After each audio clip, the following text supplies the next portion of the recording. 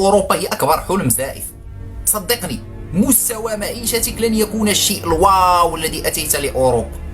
أوروبا لا تستحق أن تهاجر هجرة سرية احتمال أن تموت فيها لأجلها. أوروبا لا تستحق كل ذلك التعب والكدح وأن تجعلها حلم. لا تستحق، لا تستحق. إذا كنت ستأتي قانوني معزز مكرم رأسك مرفوع، تعال. إذا كنت ستأتي لكي تنام في الشوارع، لا داعي لتأتي. إذا كنت ستأتي لكي تسرق من السوبر ماركت، لا داعي لتأتي. لأن هناك عدد كبير يمتهن السرقة، ليس لديه أوراق، ينام في الشارع، يعيش حياة عزكم الله الكلاب تعيش أفضل منها. لماذا ستأتي وتذل نفسك لكي تعيش هذا النوع من الحياة؟ نعيش القهر يا أخي في المغرب. اسمعني صديقي، اسمعني، وأنا أخوك. أنا أخبرك بالحقيقة التي لن يخبروك بها.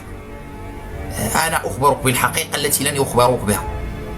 ماذا ستشتغل؟ ستشتغل مهن الدرجة الثالثة، ستبقى في الطبقة الفقيرة. إذا صعدت ستصعد طبقة متوسطة، بالكاد سوف تعيش. ستصاب بالوحدة.